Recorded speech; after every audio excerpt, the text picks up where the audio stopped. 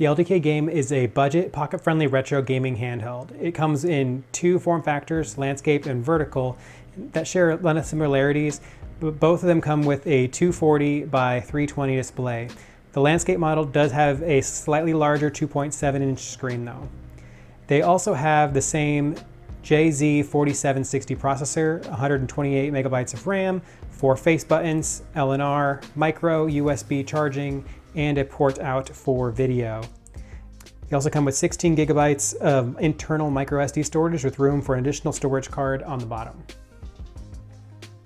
From a hardware perspective, the LDK Game is reasonably well made. The buttons have a good feel to them, and LNR are decidedly more clicky than I would like, but the housing is made of plastic and feels solid in the hands, though the decidedly 90s clear case option does make it hard to read the labels for the buttons. It does have the Famicom style buttons pre-installed, which is nice, but they aren't in the correct locations. One big difference in the landscape model is the addition of the 3D rocker joystick for playing arcade games and 3D games. This, unfortunately, is one of the bigger problems with the LDK Game's controls. The range of motion is kind of small, so there isn't much in the way of fine touch, and in most games you'll still only get the same 8 directions. The joystick also spins around in the socket, making it feel even worse. Luckily, you can always still use the D-pad. The screen is nice and bright and has a brightness button on the left of the unit.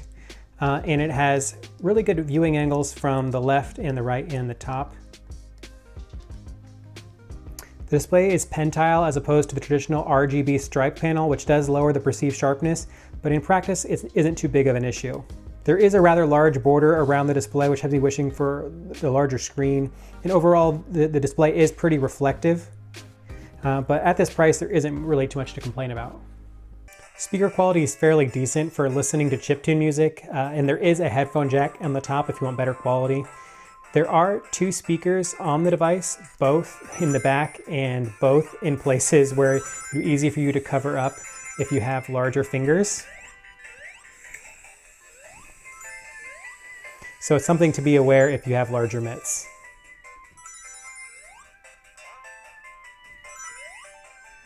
Software on this device is user replaceable, so if something isn't to your liking, you can change it, but since most people will be fine with the stock configuration, that's what we'll cover. The interface, Retro FW, defaults to Chinese, but there is a large list of languages that you can choose from in the settings.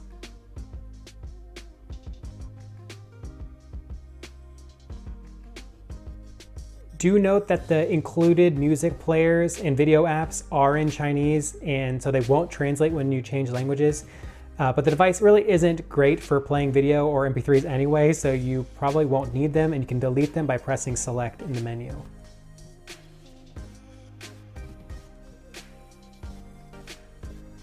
One thing to mention here is that although the landscape version comes with AV cables and the plugs up top, you can't actually use the video out functions unless you switch to a third-party firmware. Lame. There are 15 different emulators installed, though there are some repeats. Game Boy, GBA, NES, Super NES, Game Gear, Master System, Mega Drive, TurboGrafx, PlayStation, FBA SDL, DosBox, FBA A320, Neo-Geo Pocket, Wonderswan, and GBA GPSP. There are also some shareware games that are installed, like Quake 1 and 2, if you are interested. In terms of emulation quality, all the games I've tried so far have run as expected. I haven't had a crash, but your mileage may vary.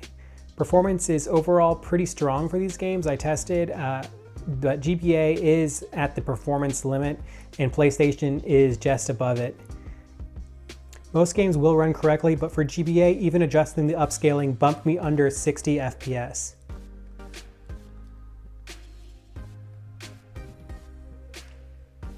And Final Fantasy VII had slowdown even in moderate battles.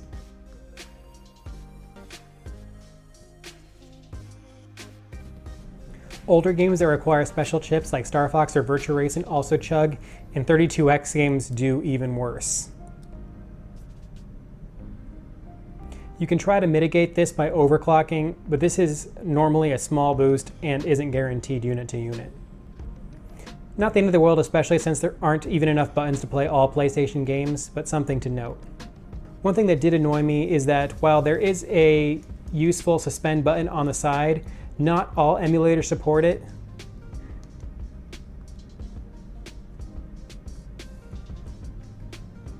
Some will use start and select. Some will use the suspend, and others will allow you to use both. I'm sure this can be adjusted in the emulators or by swapping out the software, but for casual players, this could be mildly annoying. But then there's the price. The LDK game can regularly be found under $40, which has it squarely in impulse buy territory. The included micro SD card has roughly 14 gigabytes of space on it, so more than enough to put the entire catalogs of most of these retro consoles, at least all the pre-CD games.